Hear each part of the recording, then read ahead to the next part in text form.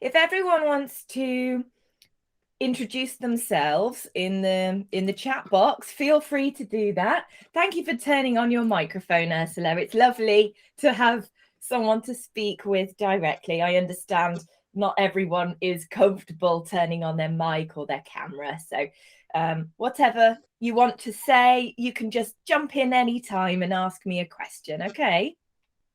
Sure, I'll do that. Thank you so much. Lovely. I'm just waiting for people to come in. They need to accept they need to press a button to accept that I'm recording the webinar today. So just takes a second. So Ursula, you're joining us from India. That's exciting. Whereabouts? Yeah. Where in India? Assam. You have heard about the tea growing area, right? Yes, yeah. Okay, so that's where I come from. Wow, fantastic. Well, thank you for joining us. I don't recognize your name from our previous webinars. Is this the first time you're joining us? Yes, this is the first time I'm joining. Great. Okay, well, I will give some basic information so that those of you who are joining us for the first time, you can follow along. And okay. One of the lovely participants last week requested that I put the recordings online. So I've just been working on that. I'm uploading those to YouTube. So I'll send an email to everybody. Okay, thank you so much for that. So that you can watch the other parts. Oh, no problem. You're welcome. Yeah. Okay. So welcome. we have others joining in slowly. Yes, yeah, they're coming in. They're trickling in gradually. It takes a moment or two.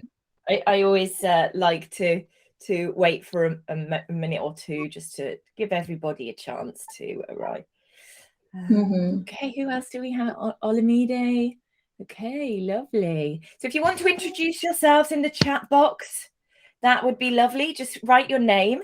If your name is a name which may be not familiar to the rest of the group, then it's really helpful if you can write how we say your name. Okay, so for example, my name is Lorraine and I pronounce it Lorraine with the emphasis on the second syllable. So, no, wonderful. So I'm going to give this a try then. Is it Olamide? Is that right?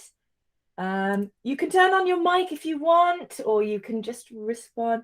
Olu. Yeah, thank you so much. Yeah, the full name is Oluyimide. But you can call me, you can call me Olu for short. Olu. Wonderful. Yeah. That's a little bit easier for me. Thank you, Olu. Wonderful. Yeah. Okay, there are several people waiting to come in, but haven't quite made it in yet. But I suppose we should get started anyway. So wonderful. So thank you very, very much for joining me. So I'll share my slides with you in a moment. But these are, I normally recognize people's names as well. So I think I'm right in assuming that none of you were here for a previous webinars last Thursday and the Thursday before that. But that's totally fine. I will start with some basic information about the IELTS speaking section of the exam. And as I mentioned to Ursula a moment ago, if you want to have a look at the other videos, then I will send out the link a little bit later on. So I'll get started. How many of you have got plans to take the IELTS exam? So you can raise your hand like this, if you want to, or you can just open your microphone and tell me yes, or you can write in the chat box. Okay, Olu, you're planning to take the IELTS exam. That's great. What, do you have a date yet for the exam, or have you not booked anything? Well, for now, I don't have a date. Okay. But I hope to make the booking as soon as possible. Maybe in May. That's next month. Yeah, that's the plan. Yeah. Great, wonderful. And do you plan to take the academic or the general IELTS exam? Well, I am planning to take the general exam. Yes, because I need it to migrate. Yes. Nice. Wonderful. Okay, great. So Yes. that's lovely. If you are planning to take the general or the academic exam, actually the speaking section is the same for both of them. So you will get a lot from this webinar, even depending on whether you're taking the general or the academic exams. So both are relevant. So good luck. I wish you the best of luck, Olu. Yeah, thank you so much. Yeah. You're very welcome. Okay, so I think you're possibly the only person here at the moment who has plans to take the exam in the near future. So that's good for me to keep that in mind. Okay, so I'm going to share my slides with you now.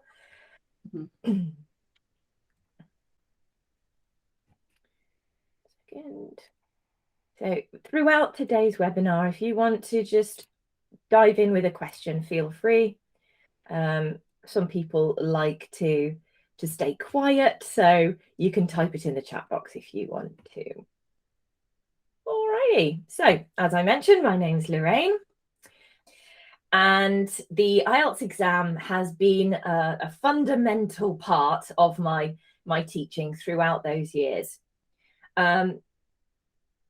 Mainly because many people really have to take the IELTS exam in order to travel, like you, Olu, to migrate to an English-speaking country. And in recent years, I've really specialised in teaching people about the academic side of the IELTS exam, because I'm particularly passionate about helping people to come to the UK to study at university here, and specifically working in the healthcare sector. So many people in the all over the world travel to the UK every year to work in our healthcare system. So I want to help them in any way that I can, as they're doing a wonderful job. So these webinars have been focused on the speaking section. So whether you're taking the academic or the general IELTS exam, you will find this useful. So the speaking section of the IELTS exam is split into 3 parts. And today we're going to look at part 3. Parts 1 and 2 have their own webinar, which I will send the recordings for them out later today. So part 1 is the introduction and interview that lasts under 5 minutes. Part 2 is the individual long turn, and that's a little bit shorter but very structured. Okay, there's a specific way that I recommend students tackle that one. So really, I recommend looking at that last video when you can. And part 3, we'll look at that today. This is a 2-way discussion. So we'll be looking at methods for delivering your opinion on a more broad basis. So looking at topics in a more general or abstract way, not necessarily your personal experience of things, but maybe the experience of people within your country or culture or even the world. So the speaking part of the IELTS exam, all 3 parts of the speaking section are focusing on these skills. They are checking that you can communicate your opinions and information on everyday topics and common experiences and situations by answering a range of questions. Okay. Speaking at length. So this is particularly parts 2 and 3. Part 2 in particular. Speaking at length on a given topic using appropriate language and organizing your ideas coherently. Okay, coherently. So fluently, smoothly, so it's easy to follow you. Okay. And also it's checking your ability to express and justify your opinions and to analyze, discuss and speculate about issues. And really we're looking at parts 2 and 3 for this one. And today we're really going to focus on this. Okay. So I always mention to IELTS students, the IELTS exam, all of it is checking that you can have a constructive and respectful conversation or dialogue with people in the target country that you're traveling to, or if you're doing this for work, in the corporation that you're working with.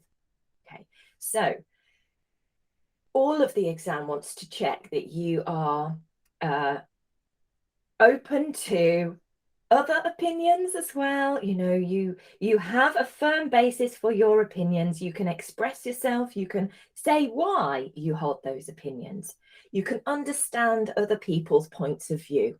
Okay, so what not to do is to walk into the exam and just have your view and have memorized that view, you know, and then show with your body language that you're, you know, your view is the right way and you're not interested in listening to anybody else. That's not what you're supposed to do.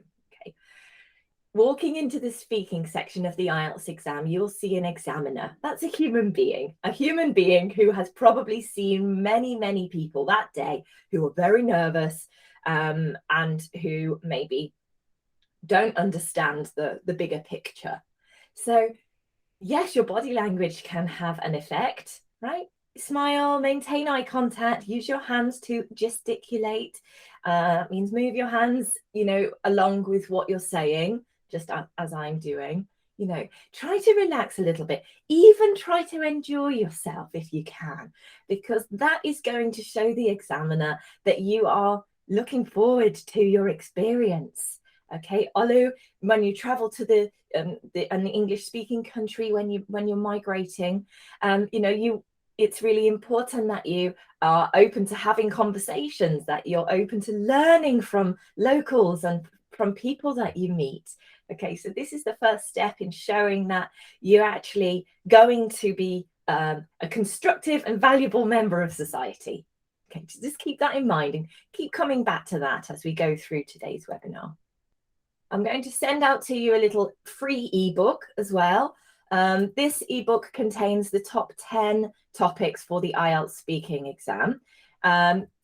We've got phrases and example questions and answers for part 1 in there, but the ebook will be valuable for you for all 3 parts of the speaking section of the IELTS exam. So I'll send that out later. Now, whether you are at the very beginning of your IELTS journey or you're planning to take the IELTS exam very soon, it's always important to practice with the structure of the exam, okay? So that you're ready, you understand what's coming, you're preparing with the structure of the exam itself so that you're not surprised on the day. But one thing that's often overlooked by IELTS candidates is the marking criteria. Okay, marking criteria, it's the list of items that your examiner has been given by the examining body. And the examiner needs to use that as a basis for marking your speaking, your writing, reading, listening. Now, this information is available on the internet for free. I'm just going to share the link for you here.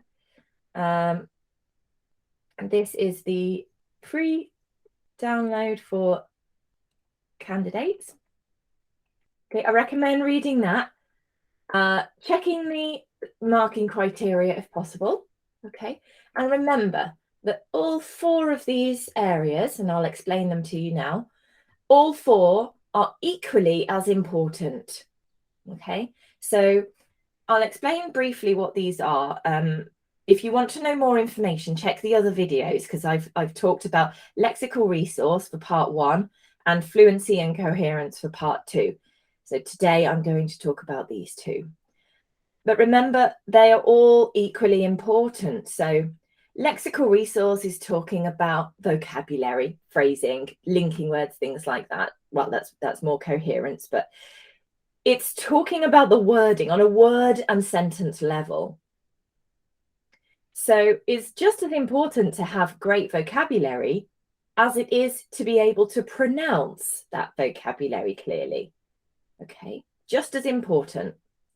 Many people really want to boost their vocabulary for the IELTS exam, but they maybe don't think about how to use those words correctly in a sentence or how to connect your ideas fluently.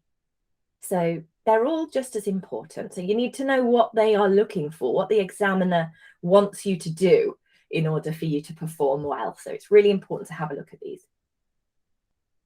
Now, the wording is quite complicated. So this is why I have broken down each of these marking criterion into the different videos so that I could focus on one or two at a time. So let's take a look. Well, we'll take a look at the grammatical range and accuracy and pronunciation today. Okay, but we'll look at it in context. Okay, so part 3, today's topic, two-way discussion. Still less than 5 minutes, so it's still quite quick, but showing a different set of skills than the other two parts of the speaking section. Okay.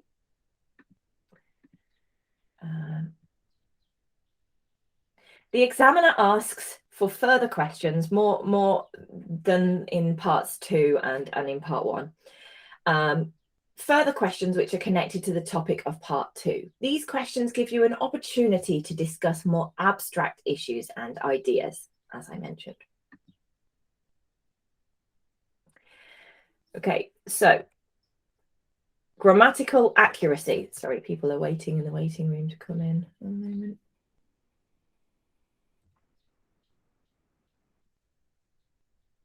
Hello, welcome. Come on in. For anyone that's joining us just now, please feel free to ask me any questions anytime if you have any. Okay, so just to give a little bit of context for the new people that are coming in, we're looking at the marking criteria for the speaking section of the IELTS exam. And I'm just going to have a closer look at grammatical range and accuracy. Okay, this means a range of structures. You can use a range of structures in your answer. That's grammatical structures. So not just sticking to your standard subject, verb, object, sentence structure, but maybe playing around with some passive constructions or conditionals even. Okay. The examiner is checking your ability to use these structures well. Okay. And the examiner wants to see that you can use the communicative functions of speech. Okay, these are really difficult words, aren't they? So let's take a look at the actual criterion for band 7. So I'm not sure what band you need to get, Olu, for your visa, but normally it's around band 7, which is it's quite difficult for nurses coming to work in the UK healthcare system. They need to reach a band 7 as well, which is why I'm focusing on this today. So grammatical range and accuracy means that you can use a range of complex structures with some flexibility. Okay, that means you are able to use not just the basics, basic sentence structure in English, but depending on the context, depending on the answer that you're giving, you can choose from a range of different grammatical structures. Okay. Now, for band 7, it may be that you make a couple of mistakes here and there. Okay. If you're aiming for bands 8 and 9, then you have to try and remove all errors, of course. But for band 7, if you do make an error here and there, then it's not the end of the world. Okay. But you will hopefully produce mostly error-free sentences. Okay, as much as you can. Which means practice. I don't mean memorizing. It's good to memorize phrases and individual words that are difficult to pronounce, but don't memorize full sentences and definitely not full answers there. Because if you memorize full answers, it comes across as very unnatural, very robotic. Okay, and the examiner isn't testing your ability to remember large chunks of text. Okay, they're checking your ability to communicate constructively and respectfully in English. So, okay, memorize some fixed phrases. That's a good idea, but not full sentences and not full texts. Okay. Let's have a look at an example question for part 3. What factors can influence someone's personality? So we're looking at the topic of talking about our personality or somebody else's personality here. as this topic today is about me, which is part 1 in our course, which I'll show you in just a moment. Okay, what factors can influence someone's personality? What kind of grammar do you think we'll need here? Well, some really useful grammar structures here can be some modal verbs: can, would, could, might. You may wish to use a range of gerunds and infinitives. So that means ing forms or the infinitive with to. Okay, don't worry if you're not super familiar with these grammatical terms, as long as you understand the examples in just a moment. So here, for example, we might say to enjoy. When you have 2 verbs together, okay, the second verb must become either a gerund or an infinitive. Okay, so here we've got to enjoy. That must be followed by a gerund, which is an ing form. To enjoy dancing or playing football, for example. Right? You might need the words struggle plus an infinitive. I struggle to learn languages, for example. Okay. To be accustomed to is followed by a gerund. I am accustomed to exercising every morning. Or you can love or hate, followed by an infinitive. So I love to dance, or I love dancing. You can use the gerund after that as well. Or I hate waiting in line, for example. Just some examples there. You might want to use some conditional sentences. These are sentences which are a little bit more advanced, and they talk about if a condition is met. So they contain words like if and then, unless, that means if not, and when, for example, is a good replacement for if. So we're going to have a look at some examples now in a model answer. So please feel free to take a screenshot of this slide if you want to, as this is a nice example of a model answer, including the words and phrases that I've just mentioned. Okay, you can see the modal verbs, conditionals, and gerunds and infinitives here. Okay, so let's take a look. Sorry, I'll read the question again. What factors can influence someone's personality? A person's home environment can have a big impact on their personality. Having many siblings might make someone quite outgoing and talkative. An only child might struggle to make friends or enjoy spending time on their own. Genetically, people often inherit their parents' characteristics. For example, if their mum is an artist, they may take after her and be quite creative.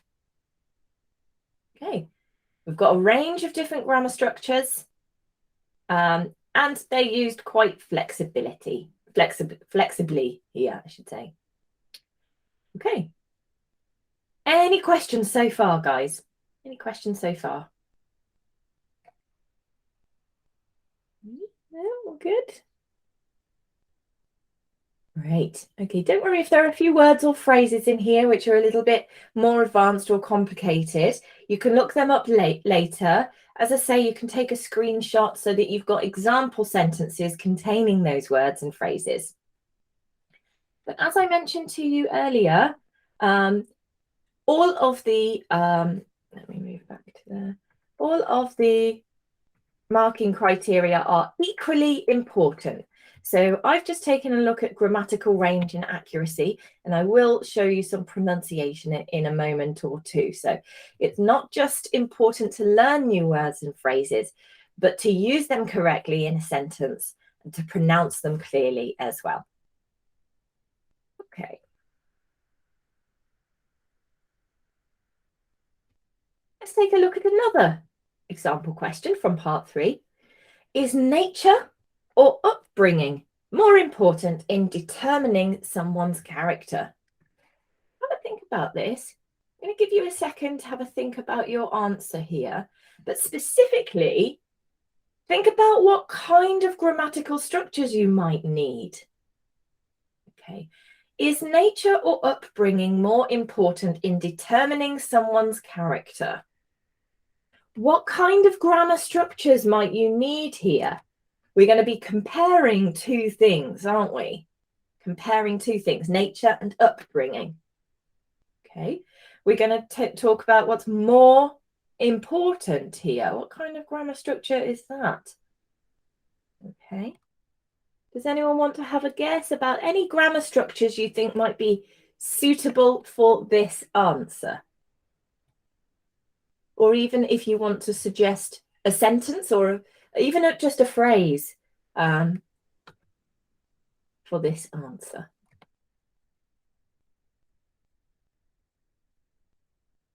Okay, so we looked at modals a moment ago. We looked at conditionals and gerunds and infinitives. You could use all of those, of course, but let's think about a range of different grammatical structures, okay?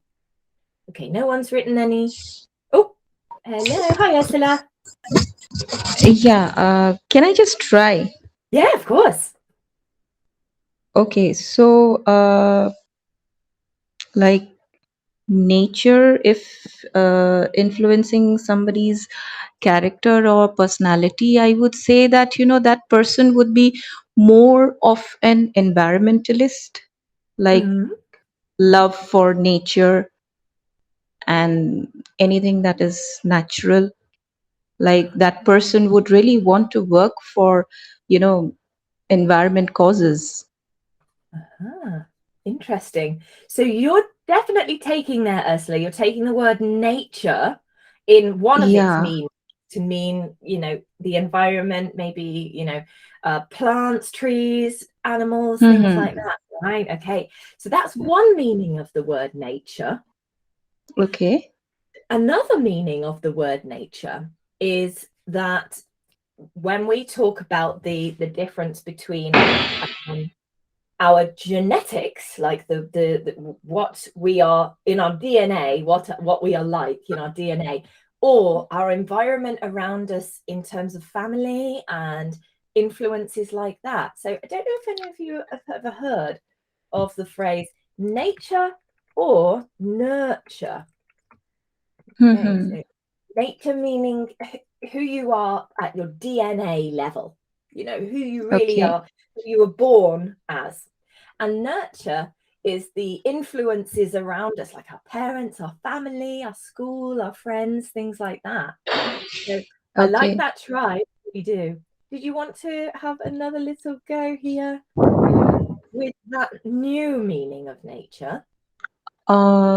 Yeah, let me give it a try. Like, if when it comes to nurturing, like if my father is a doctor, I might be more, what you call, influenced to become a doctor, or if my mom's a teacher.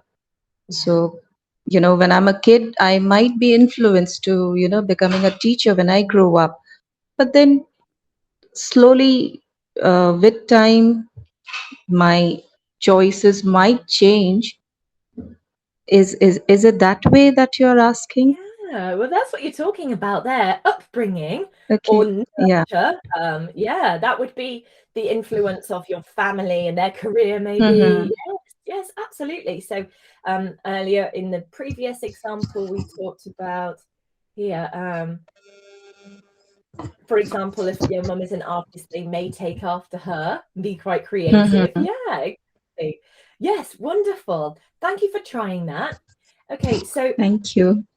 there you've got a lovely opportunity to explore the different meanings of words in English. As you know, English words often have many, many different meanings. Oh, someone else is joining us now. Yeah, it's very common for English words to have several meanings. So yeah, practicing these types of questions that are like the ones you will find in the exam will give you the opportunity to explore these. Okay, right. So a little bit earlier, I asked what kind of grammar you might use, because we're talking about grammar and grammatical structures at the moment. So let's have a look, shall we? Here are some interesting kinds of grammar that you might use for this particular question. Remember, I said nature or upbringing. So we're comparing two things, right? We may use comparatives or superlatives here, more, the most, things like that. You may wish to use coordinating conjunctions. So there's a fun way to remember what coordinating conjunctions are. We use this abbreviation fanboys, okay? And that stands for, and, nor, but, or, yet, and so. Okay, these are coordinating conjunctions. Okay. Subordinating conjunctions are although, because, if, since, unless, until, and while. So they will describe, they all describe relationships between different words and different concepts here. So they're particularly helpful when you're comparing two different things. Okay. So although nature is an extremely important element in someone's character, their upbringing cannot be ignored. Okay, for example, correlative conjunctions, either or, neither nor, not only, but also. We get those correlative conjunctions in pairs here. Okay, so if you want to take a screenshot of that slide, feel free to do so. I'll be moving on just a second to an example answer, including this type of grammar here. Okay. Now, I think, Ursula, you'll find that there are some similarities with this answer and your answer. So very good. Take a look. Thank you. I think most people would agree that both nature and upbringing have a huge impact on our character. In my country, not only is it common for people to stay at home until their mid-20s, but also have 3 generations living in one house. It's impossible to know what traits come from your genes or your environment. So in my opinion, neither nature nor nurture nor upbringing is more important. Okay, so you're saying they're equally as important here. So what can we see in this answer? There's somebody else coming in, 1 second. So what can we see in this answer? All right, we've got phrases like most people would agree. Remember, part 3 is talking more abstract, more general. Okay. In my country, okay, so we're talking, you know, not just about ourselves and our personal experience necessarily, but, you know, in my country. It's common for people. We'd often see this phrase in part 3. Okay. We've got not only, but also. That's a lovely construction there. If you can use this correlative conjunction in your answer for part 3, that will really impress the examiner there, but using it correctly. And notice, even though this is part of the same correlative conjunction, there are still several clauses between them. Okay, so this is really quite advanced, using this correctly in a sentence. Okay. Right, we've got neither and nor here. So in my opinion, neither nature nor upbringing is more important. You're saying there, both nature and upbringing are important. They're equally important. Okay, but you're using, remember the marking criteria, we're using more advanced grammar structures with some flexibility. All right, so you're not just saying it simply, both are important. You're saying it in a more advanced way. Okay, feel free to take a little screenshot of that if you want to. Right. Now let's move on to pronunciation. So I mentioned earlier that pronunciation is one of the 4 marking criteria, and they are all equally important. So we are going to look at pronunciation here. So I think this is a particularly interesting part of the marking criteria, because many people believe that, oh, I need to speak like a native speaker. And I wouldn't say that that is necessarily a very good target, a very good goal. Firstly, because there isn't just one pronunciation for a native English speaker. We all have many, many different kinds of accents, and they each are different and beautiful in their own way. Okay, but also, why is the goal to sound like a native speaker? You know, you're a person with your own experience, your own culture, your own native language. It's absolutely fine that you speak English with a little bit of an accent there, as long as your listener can understand you. And actually, in the marking criteria, they say that having an accent itself isn't a bad thing, as long as you are understandable. Okay, so try to slow down a little bit if you can. Many people mistakenly believe that fast equals fluent. This is incorrect. Speaking very quickly and with an accent can often cause misunderstandings. So if you do have an accent, that's okay, but slow down a little bit. Give the listener an opportunity to understand you. Okay. So, pronunciation. These are more specific sort of explanations of this criterion. The examiner is assessing how well you pronounce the language, as well as the communicative effect of the candidate's pronunciation.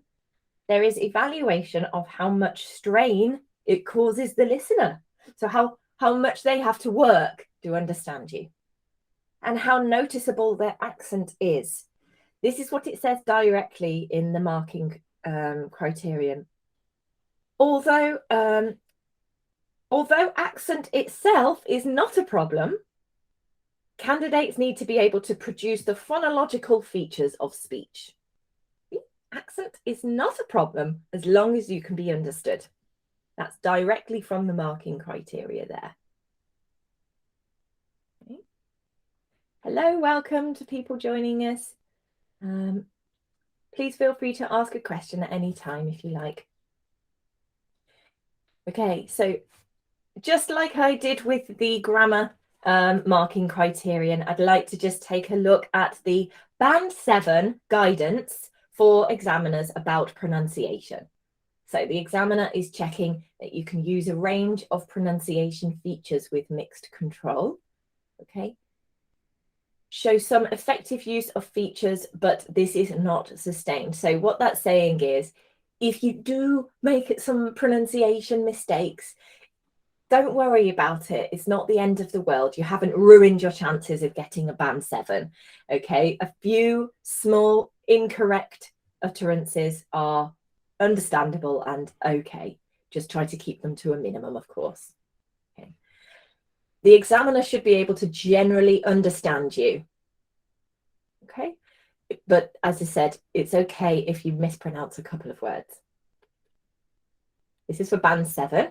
This is for the usual band for a visa in the UK, for studying at university, or for working in our healthcare system here, and similar in other English-speaking countries as well.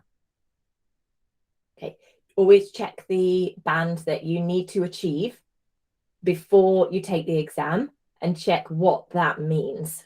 Okay, if you've got any questions, I'll be sharing my email with you later, so you can always ask me. Okay, I've got a range of different IELTS resources for you to make this a little bit easier. I know there's a lot to think about, isn't there? A lot of things to remember, but with some help and some guidance, it's actually not too overwhelming.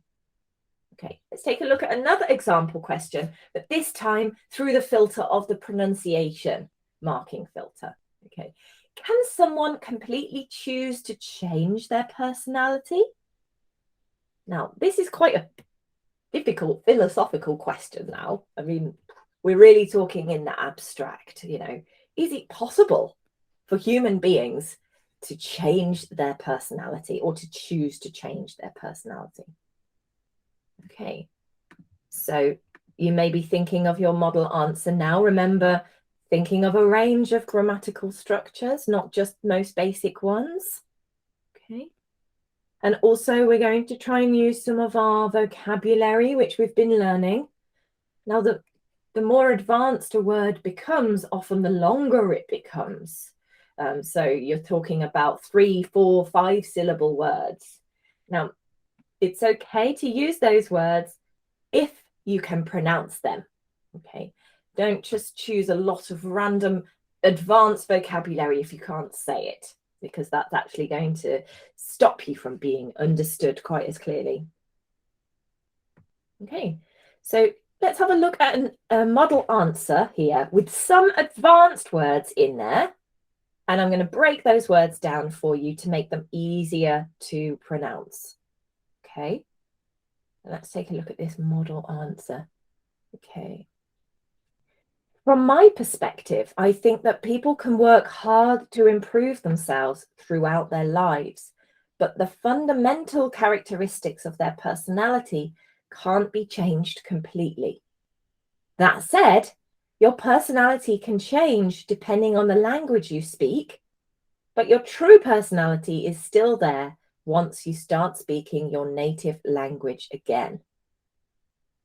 This is a really nice advanced answer here with lots of advanced vocabulary and several different grammatical structures.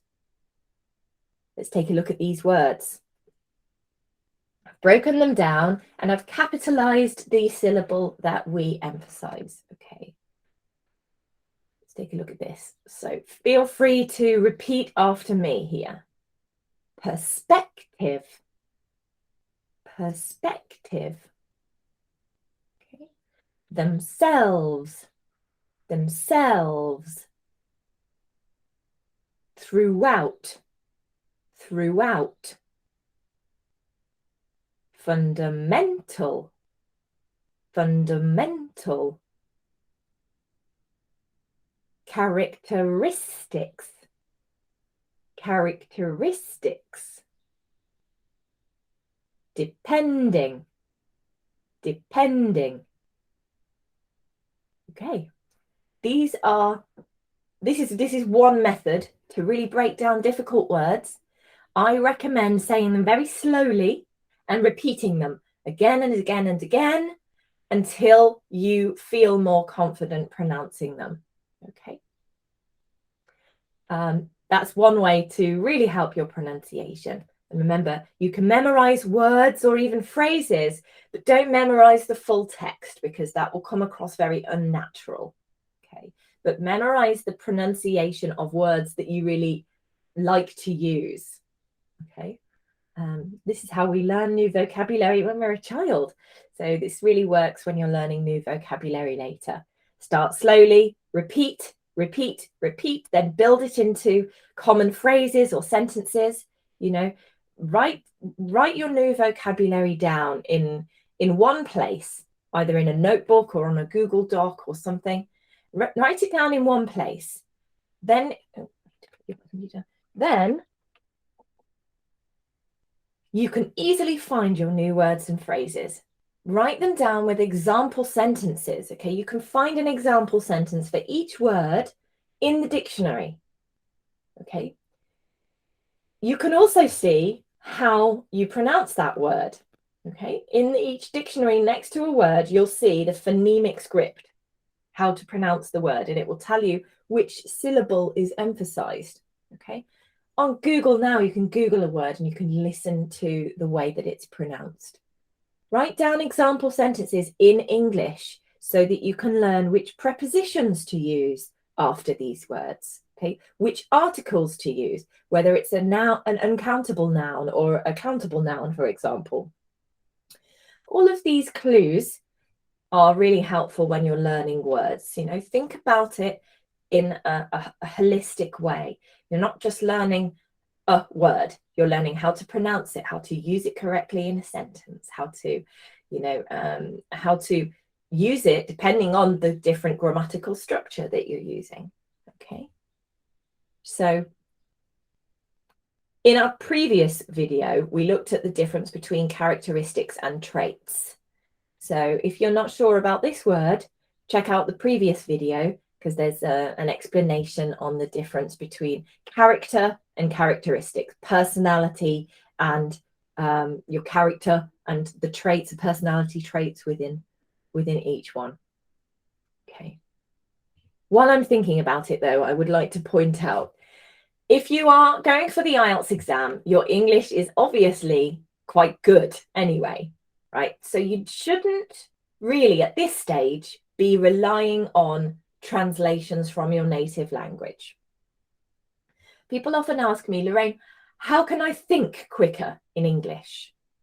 And the answer to that is that if you can try to avoid the translation phase of speaking English, that will really help you to think quicker and formulate your sentences better. Okay. When you're a beginner, it's necessary to translate from your native language. Otherwise, it would be really, really hard for you to learn. But from pre-intermediate level and onwards, you should be relying less and less on translations. So when you're noting down your new vocabulary, write down the definition in English, write down example sentences in English. Okay, if you're just translating from your native language, you will only understand one of the definitions for that word or one of the uses for that word. But as you know, in English, each word can have many, many different meanings, which you would miss if you just translate it. But if you look it up in an English dictionary and really explore that word, then you will understand its many, many meanings. Okay, so really, if you try to remove the translation step, it will speed up your thinking process. You'll start thinking in English rather than thinking in your native language, translating into English and then speaking. Okay, it is a process. It takes time, but that is one way to speed up that process as quickly as possible. Okay, so we're just coming to the end of the webinar right now. So I'd love to ask you if you have any questions. Okay, and because we've got a little bit of time, if anyone would like to answer any of these example questions, that would be absolutely brilliant.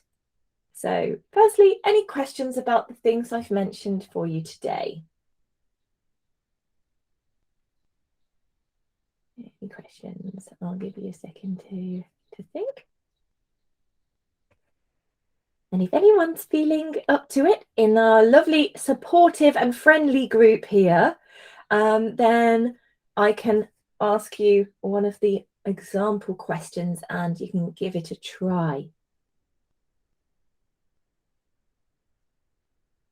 Okay, no questions coming through the chat box, no hands going up. All right, well, let's have a go then. So who would like to answer a model question? This one's a great one.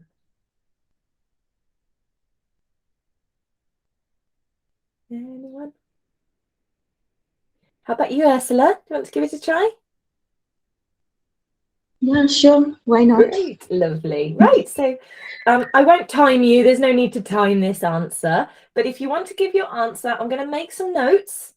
Yeah, and then give you some Yeah, feedback sure. after. That'll be, yeah, that'll be wonderful because even I'm learning right now.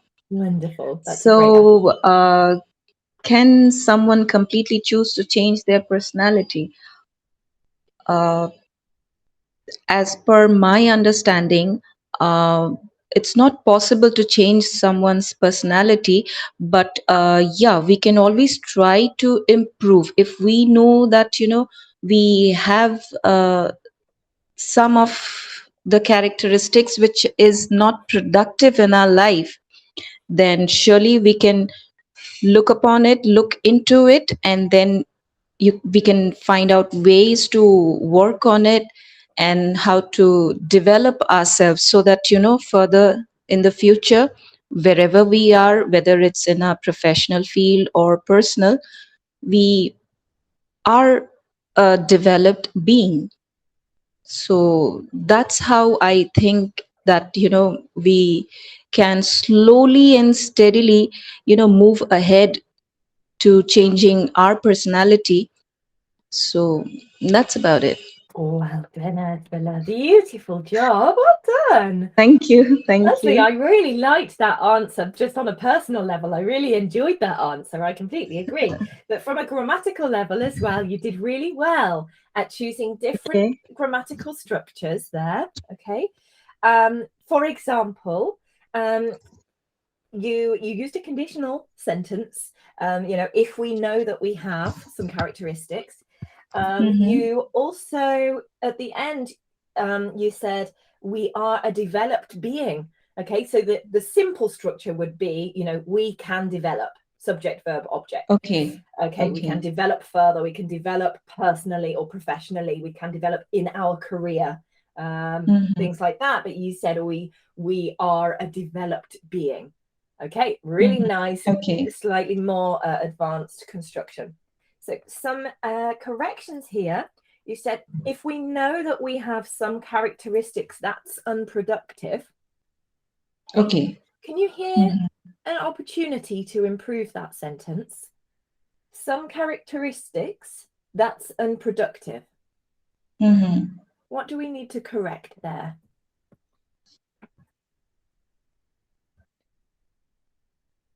Behavioral trait that are not good. That are. Okay.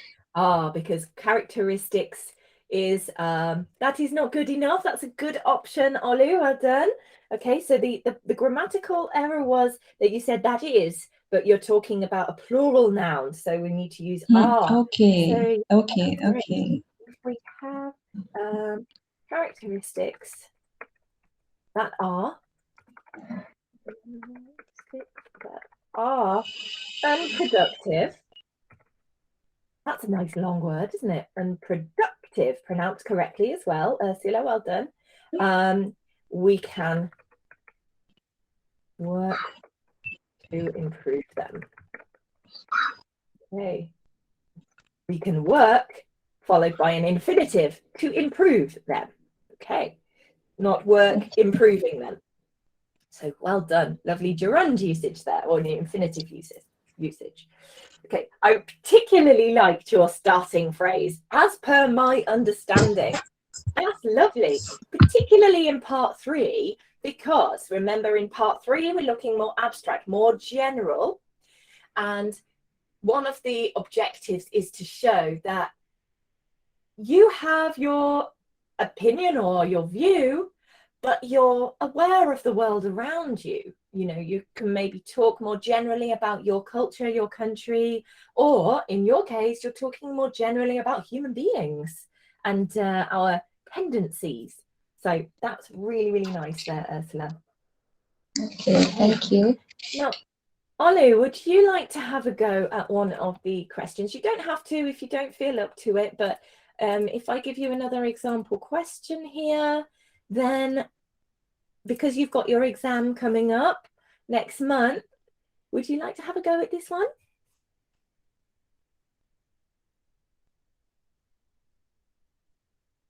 How are we feeling, Olu? Well, sorry, not now. Sorry. Yeah, no problem. I just want to give you an opportunity to practice because you have your exam coming up. So would you like to try and answer this one? Okay, let me just give it a trial. Yeah. Okay. Okay, so is nature or upbringing more important in determining someone's character? Well, from my own point of view, I strongly believe that nature and upbringing goes a long way to determine someone's character. The way we have been raised up in a family can shape the way we act and the way we live our life. And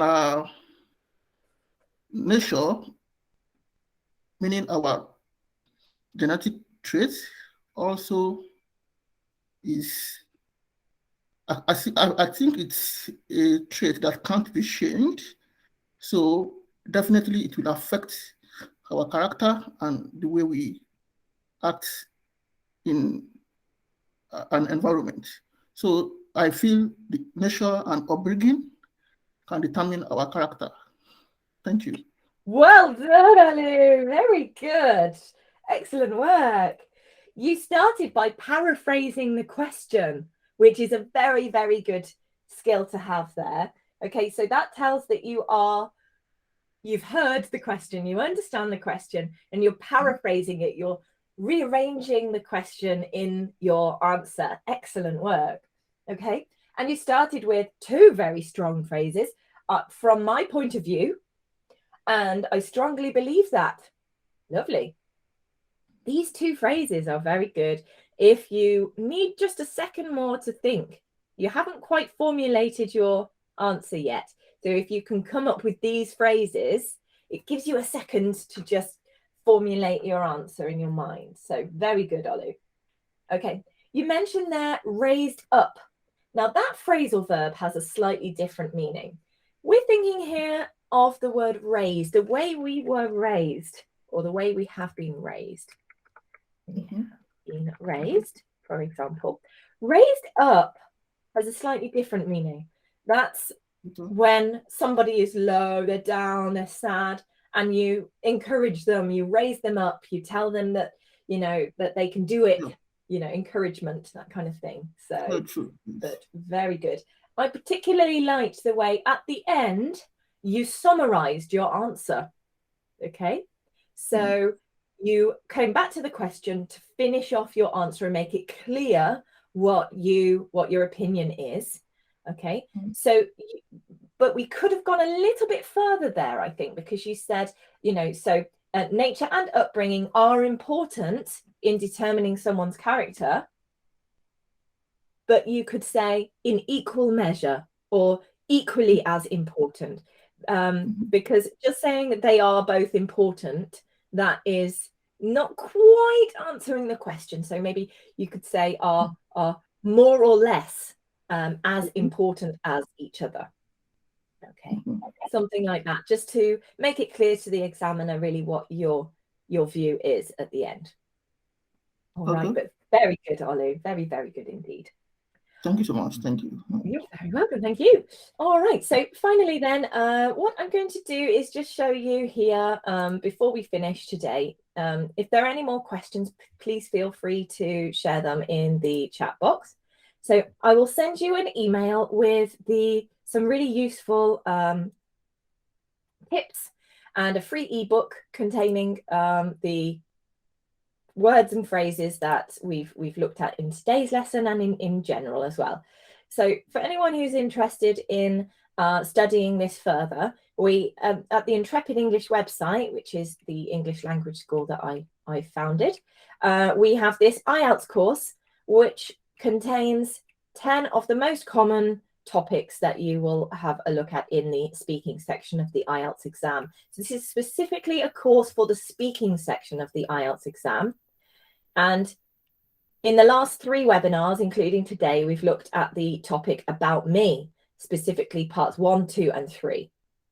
Okay, this course contains 10 of the most common topics and really useful phrases and example answers, model questions and answers for all 10 of those units. So I recommend having a look at this. And if you have any other questions, you can always let me know. I'm going to send you the link in the chat box here. Alrighty, so if you require any further information about the IELTS exam, there are many free resources online that can get a little bit overwhelming if you are looking at the marking criteria as well for all of the different sections. So take it slowly, make lots of notes, and remember the main theme, the main objective of all parts of the IELTS exam is to check that you are able to have a constructive and respectful dialogue, be a valuable member of society wherever you end up living or working. Okay, so just keep that in mind. Just be yourselves. Try to enjoy the process at all if you can. And yeah, and just remember, as Ursula said earlier, you know, we're all developing personally and professionally. And I wish you all the very, very best of luck. So thank you so much for joining me today, and have a lovely Thank day. you. Thank you. Thank you so much. Everyone. Bye. Bye. Bye-bye.